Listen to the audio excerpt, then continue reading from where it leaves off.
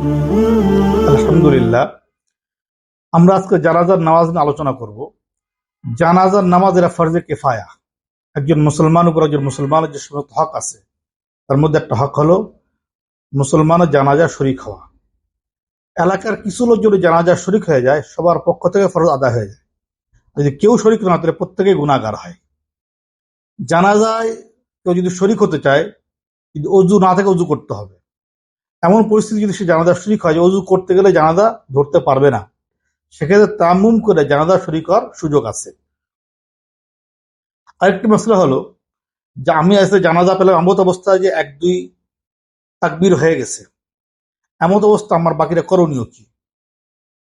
এক্ষেত্রে সুন্নাত তরিকা হলো যে ইমাম সালাম ফেরানোর পরে যে কয়টা তাকবীর ছুটে গেছে ওই কয়টা তাকবীর দেওয়ার পরে দোয়া দুরূদ পড়া ছাড়াই নিজে নিজে কয়টা তাকবীর দেওয়ার পরে সালাম ফেরাবে, ইমামের সঙ্গে সালাম ফেরাবে না। এবং চেষ্টা করবে জানাজার যে খাট খাট সরানোর আগেই তাকবীর করে দিয়ে ফেলা। এই জন্য ইমাম সালাম ফেরানোর পরপরই খুব দ্রুত 2টা বা 3টা যে কটা তাকবীর ছুটে যাবে সেটা তাকবীর দিয়ে সালাম ফেরাবে।